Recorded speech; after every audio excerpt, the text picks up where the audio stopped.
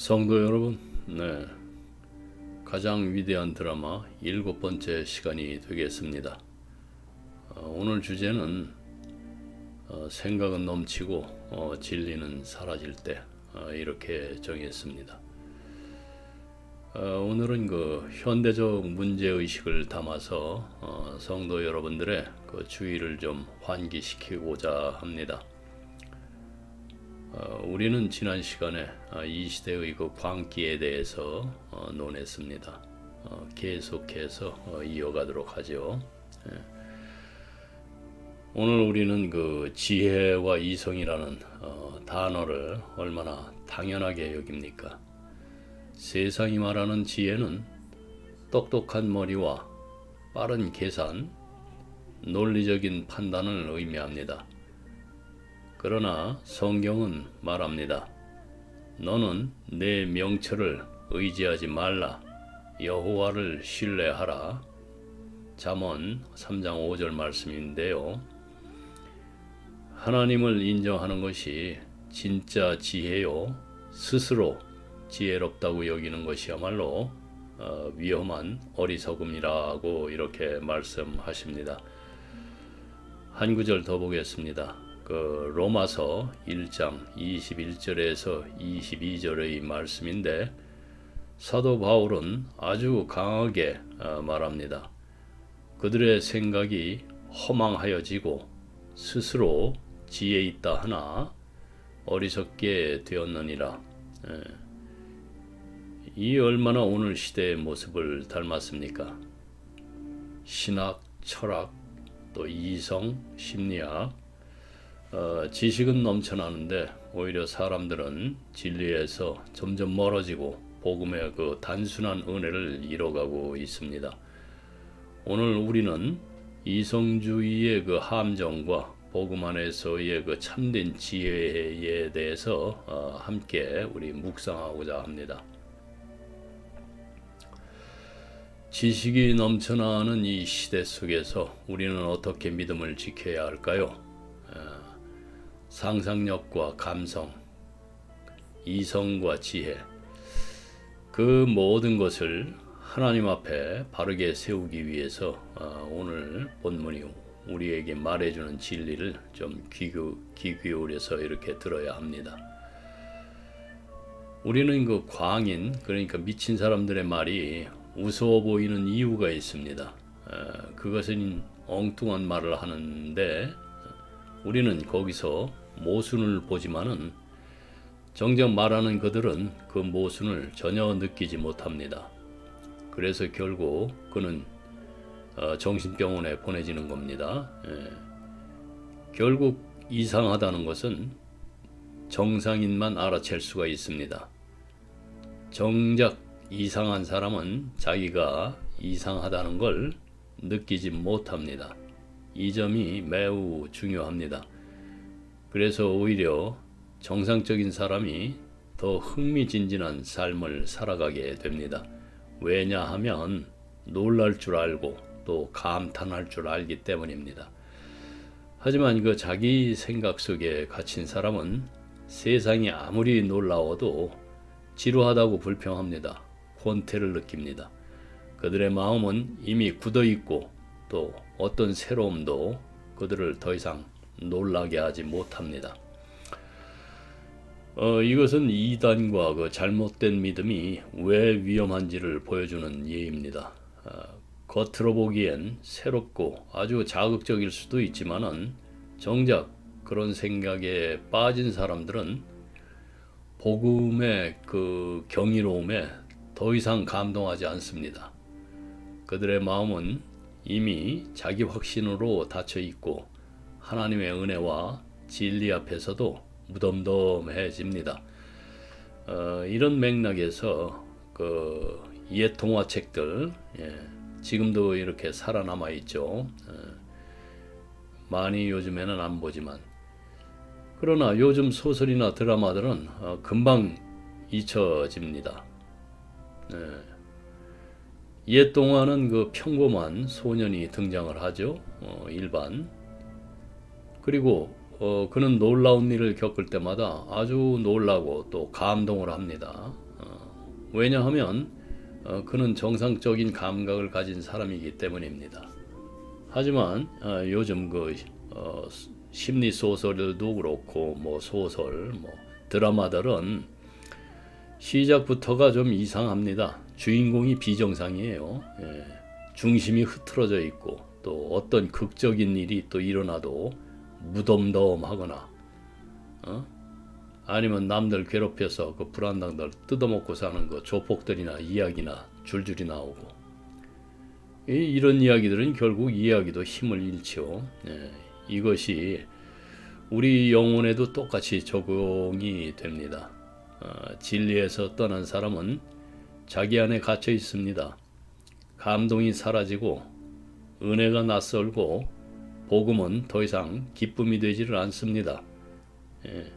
사랑하는 여러분들은 물론 그렇지 않으시겠지만 그러나 여러분의 마음은 아직도 하나님의 말씀 앞에 놀라고 감동하는지 좀 이렇게 물어보고 싶습니다.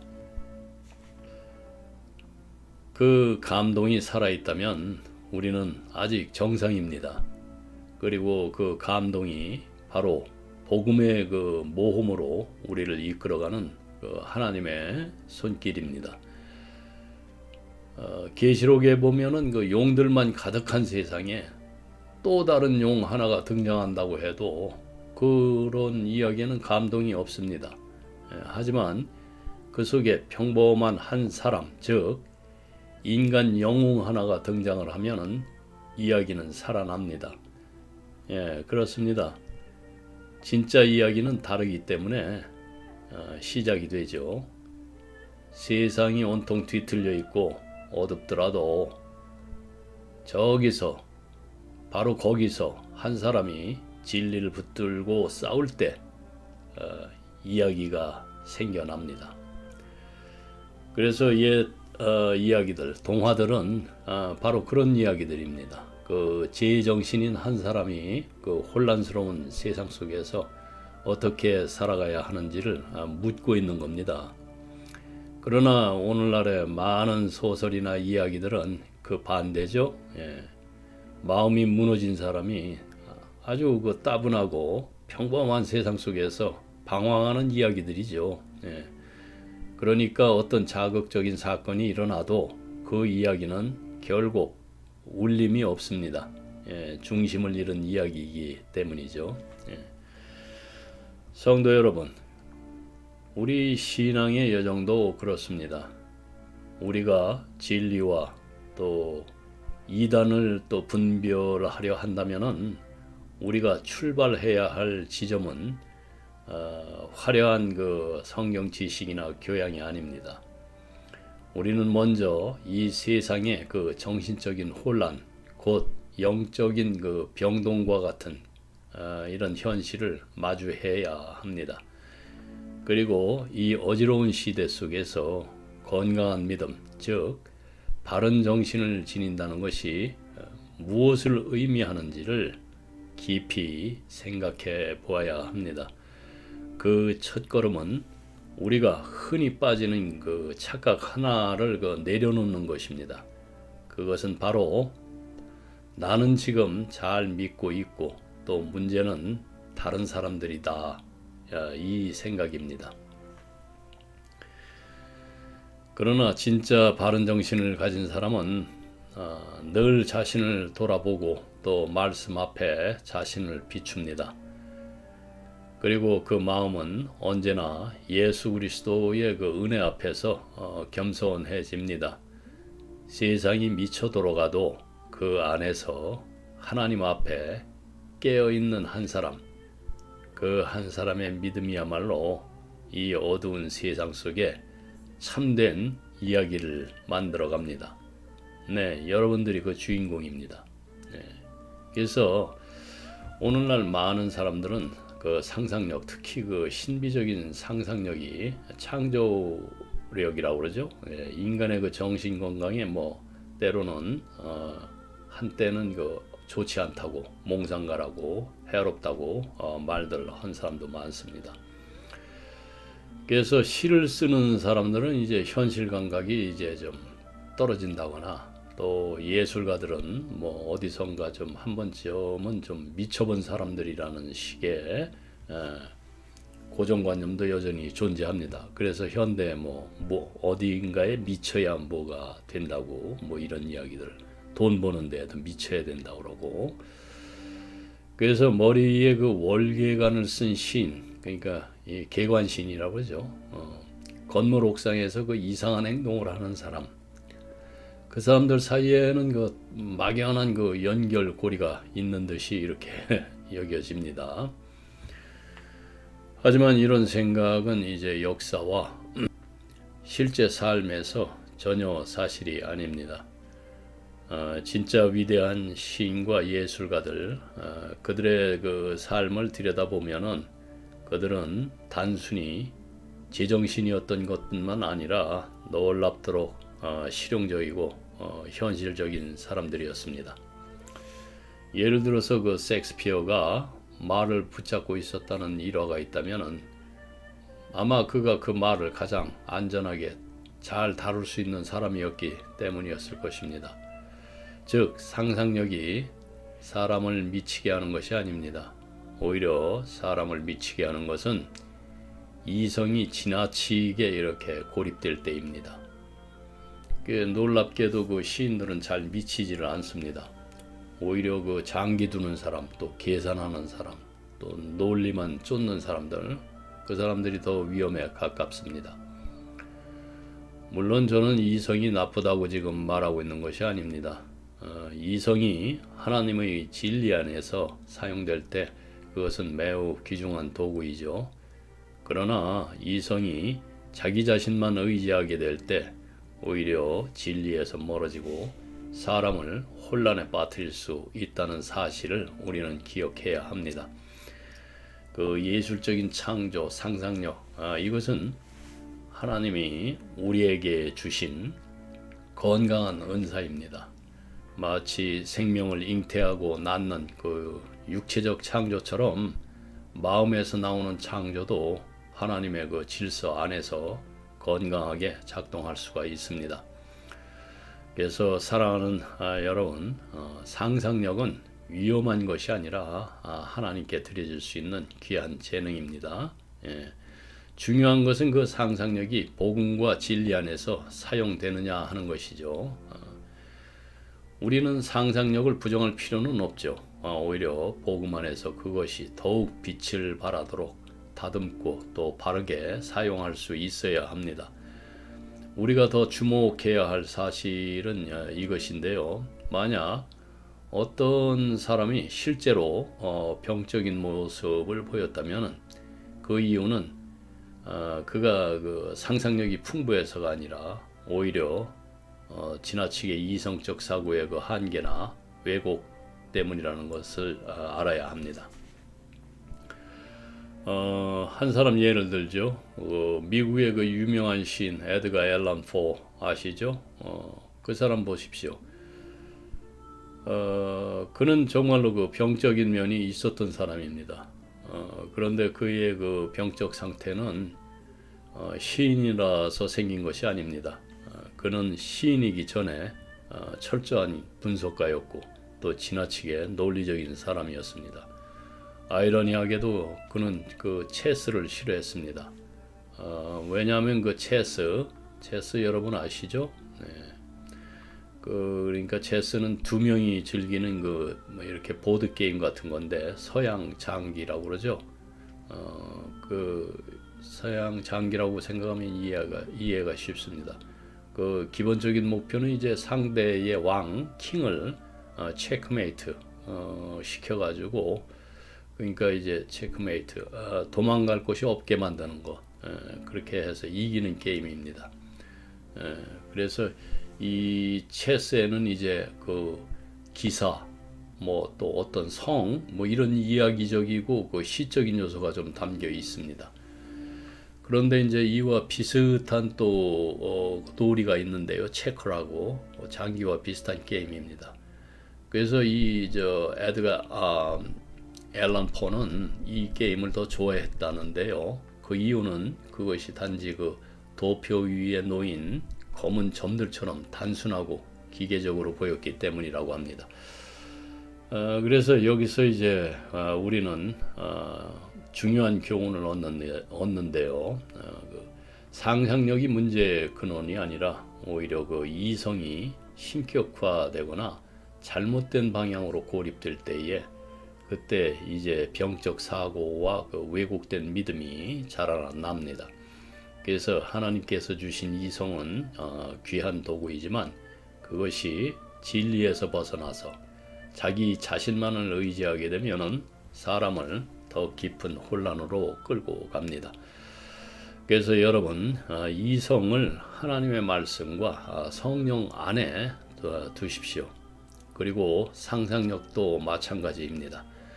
그것을 억제하거나 부정할 것이 아니라 복음의 틀 안에서 건강하게 사용되도록 이렇게 훈련을 해야 한다는 말입니다. 모든 것이 다 훈련이라고 지난 시간에 제가 말씀드렸어요. 그 이단에 빠지는 사람들 중에는 그 상상력이 넘쳐서가 아니라 그 왜곡된 이성과 그 자기 논리에만 갇혀 있는 경우가 많습니다. 그래서 상상력은 복음 안에서 회복될 수가 있고, 그러나 잘못된 이성은 스스로를 그 진리처럼 여기면서 그 하나님조차 설명하려고 듭니다. 우리는 그런 자리에 이제 머물지 말고 하나님의 말씀 앞에서 겸손히 우리 마음을 비추어야 이렇게 되는 것이죠. 아마도 이 모든 것을 가장 분명하게 보여주는 그 대표적인 사례는 그 찬송가 작가가 있습니다. 그 영국의 시인이고 그 윌리엄 카우퍼라는 사람이 있는데요. 그는 그 역사상 그 정신적으로 병을 겪은 그 유일한 시인이 영국 시인인데요. 그렇게 알려져 있습니다. 그런데 그가 병든 이유는 시 때문이 아니었습니다. 오히려 그를 병들게 한 것은 지나치게 논리적인 사고, 그 중에서도 왜곡된 그 예정론이었습니다. 네. 예정론 아시죠? 그는 하나님께 선택받지 못한 자는 지옥에 갈 수밖에 없다는 그 차갑고 무정한 그 운명론적 그 신학에 사로잡혀서 결국 그 논리에 이제 마음이 짓눌려 버렸습니다. 그러나 아이러니하게도 그를 일정 부분 살려낸 것은 바로 이제 시였는데요. 시를 쓸 때 그는 마음의 그 지옥에서 잠시 빠져나와서 넓은 그 우즈강이라고 있어요. 그 사람이 살던 영국에 그 위에 피어나는 그 하얀 그 수련을 꽃을 바라보면서 평안을 누릴 수 있었다고 전해집니다. 그래서 그를 정죄한 것은 예정론이라는 그 이름의 종교 논리였지만은 그를 회복시켜 준 것은 그가 그 어떤 작품에서 주인공으로 사용했던 그 존 길핀이라는 그 시의 등장인물이 있습니다. 그 이제 왜 제가 그 알지도 못한 외국 시인의 그 시의 주인공 이야기를 하는가 하면은 찬송가 작가의 그 일생 가운데 벌어진 그 실제 인물을 찾아서 여러분께 이제 그 이야기를 소개하다 보니 그 한국인들은 이런 찬송 시인들이 없어요. 그래서 그런 회자되는 작품도 없고 그래 안타깝죠. 네, 어쨌든 그래서 그의 상상력과 그 시적 표현은 오히려 그의 영혼을 잠시나마 숨쉬게 해주었던 것 같습니다. 여러분 여기서 우리는 이제 또 중요한 진리를 또 다시 확인하게 되는데요. 사람이 미치는 이유는 꿈을 꾸어서가 아닙니다. 꿈을 꿀 수 없을 정도로 그 자신의 논리 속에 갇혀 있기 때문입니다. 사람을 무너뜨리는 것은 과도한 상상력이 아니라 차가운 분석과 또 계산 속에서 그 하나님의 성품을 잊어버리는 그 이성주의, 그것입니다. 그래서 역사를 보십시오. 시인들은 대체로 온전을 했지요. 그들을 뭐 분석하고 비판하려던 평론가들은 오히려 더 자주 왜곡에 빠졌습니다. 그 호메로스, 호메로스가 누구죠? 호메로스는 그 고대 그리스 그 위대한 시인이죠. 네, 서양 문학의 그 기초를 세운 인물입니다. 그가 그 기원전 8세기경 그 활동한 것으로 추정되고, 또 그의 대표작으로는 여러분들이 잘 아시는 그 두 편의 서사시가 있는데, 일리아스와 그 오디세이 두 개가 있죠. 네. 그래서 그 이 호메로스는 침착하고 온전했던 사람이라고 합니다. 그러나 그의 작품을 왜곡하고 그 조각낸 것은 이제 평론가들이었죠. 셰익스피어는 어떻습니까? 자기 자신으로 이제 충분히 온전했던 사람인데, 그가 사실은 다른 사람이라고 우기면서 그 정체성을 바꾸려 한 것도 평론가들이었습니다. 요즘에는 이제 음모론자들이 참 많죠. 없는 얘기도 지어내고 또 그걸 또 믿고 마치 있는 것처럼. 그래서 요한복음의 저자 그 요한은 환상 속에서 그 상징적인 짐승들을 보았지만은 그 상징들을 해석한다고 나선 그 주석가들, 때로는 환상보다도 더 기이한 해석을 만들어냈습니다. 그래서 문제를 또 많이 야기를 시켰죠. 사회적인 문제까지도. 여러분, 이것은 결코 단순한 문학적 이야기가 아닙니다. 그래서 우리가 믿음 안에서 깨어 있어야 하는 이유입니다. 하나님의 말씀은 생명이죠. 하지만 그 말씀을 논리로만 쪼개고 또 해석하고 하나님의 그 마음과 맥락을 잊어버릴 때 우리는 그 진리에서 멀어지고 맙니다. 그러므로 이제 이성, 신학 그리고 해석도 언제나 성령 안에서 사용되어야 하며, 그 복음의 그 온전함과 또 하나님의 성품 안에서 조율되어야 하는 것입니다. 그래서 일반적인 사실은 단순합니다. 신은 무한한 바다 위를 가볍게 떠다니기에 이제 건전한데, 그러나 이성은 그 무한한 바다를 건너려고 하죠. 그래서 그것을 유한하게 이제 만들려고 합니다. 그 결과는 이제 탈진이죠. 번아웃 되죠, 정신적으로. 그래서 모든 것을 그 받아들이는 것은 이제 하나의 훈련이고, 모든 것을 또 이해하려는 것은 하나의 고통이 됩니다. 그래서 시인은 단지 더 깊이 느끼고 더 넓게 표현하기를 원할 뿐이지요. 그에게는 이렇게 두 팔을 뻗을 수 있는 세계가 필요합니다. 시인은 이제 단지 자신의 머리를 하늘 속에 두기를 원하는데, 그러나 논리가는 하늘을 자신의 머릿속에 담으려고 하죠. 그리고 머리가 이제 갈라지는 겁니다. 그래서 작은 일이지만 그냥 넘기기에는 의미 있는 이야기가 좀 하나가 있습니다. 우리가 흔히 듣는 그 잘못된 인용구 중 하나인데요. 많은 사람들이 위대한 천재는 광기와 그 종이 한 장 차이다 이렇게 이야기를 하는데, 그래서 그게 그럴듯하게 들렸죠. 이건 사실 잘못된 전해진 말입니다. 이 말은 이제 영국의 시인 그 드라이든이라는 분이 있어요. 그 사람의 말로 알려져 있는데요. 정작 그 드라이든은 그렇게 말한 적이 없습니다. 드라이든 자신이 그 천재였고 그 누구보다도 이 문제를 잘 알고 있었던 사람이었습니다. 그는 상상력이 풍부하고 또 낭만적인 사람이었고, 동시에 아주 이성적이고 현실적인 사람이기도 했습니다. 그가 실제로 한 말은 이렇습니다. 위대한 지성은 종종 광기와 가깝다. 그러니까 상상력이나 창조성이 위험한 게 아니라 오히려 날카로운 이성이 지나치게 작동할 때에 오히려 위험해질 수 있다는 뜻입니다. 여러분, 이게 무슨 말입니까?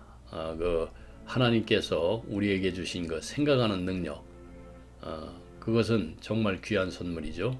하지만 그 이성이 하나님 앞에 겸손히 머물지 않고 자기 힘으로 모든 걸 이해하려고 하고 또 오히려 사람을 넘어지게 만들 수 있다는 것이죠. 지성이 높다고 논리가 정확하다고 안전한 게 아닙니다. 오히려 그 민첩한 사고력 때문에 혼자서 그 진리인 양 착각하고 하나님보다 자기를 더 신뢰하게 되는 것입니다. 그래서 하나님 앞에서는 똑똑한 것도 지혜로운 것도 논리적인 것도 중요하지만은 겸손이 먼저입니다. 그래서 그 야고보서 4장 6절에 보면은 하나님이 교만한 자를 물리치시고 겸손한 자에게 은혜를 주신다 하였느니라. 그리고 또 베드로전서 5장 5절에서 6절까지 하나님은 교만한 자를 대적하시되 겸손한 자들에게는 은혜를 주시느니라. 그러므로 하나님의 능하신 손 아래에서 겸손하라. 때가 되면 너희를 높이시리라. 또 잠언 11장 2절 교만이 오면 욕도 오거니와 겸손한 자에게는 지혜가 있느니라. 그리고 이사야서 66장 2절에 물은 마음이 가난하고 심령에 통회하며 내 말을 듣고 떠는 자 그 사람은 내가 돌보려니와. 이런 말씀들이 수없이 많이 있습니다, 성경에. 그래서 하나님 앞에 무릎 꿇는 지성이야말로 진짜 건강한 지성입니다. 그 반면에 이제 상상력도 마찬가지인데요. 하나님 앞에 드려질 때 그것은 복음을 아름답게 전하는 도구가 됩니다. 하지만 이성이나 상상력이 하나님과 떨어져 나가면은 결국 사람을 혼란으로 이렇게 이끌 수밖에 없습니다. 우리가 앞서 말했던 그 드라이든의 표현, 위대한 지성은 종종 광기와 가깝다는 그 말에서 그가 말한 그 사람은 누구였을까요? 그는 환상 속에서 사는 몽상가들? 이 말은 이제 다윗처럼 하나님 앞에서 시로 기도하고 또 예레미야처럼 눈물로 진리를 노래한 이들을 향한 것이 아니었고, 오히려 그는 그 현실주의자들, 그 냉철한 법률가들, 그리고 냉철하지도 못하지만은 이성가들, 회의론자, 또 외교관, 그리고 계산에 능한 정치가들을 두고 한 말이었습니다. 이런 사람들은 머리가 아주 빠르고 논리가 날카롭습니다. 하지만 문제는 바로 그 지점입니다. 늘 자기 머리로 생각하고 남의 머리도 계산하려고 하다 보면은 이제 피곤해지죠. 마음이. 결국에는 이제 진리를 놓쳐버리죠. 마음을 계산하는 것, 이건 언제나 위험한 일입니다. 우리는 타인의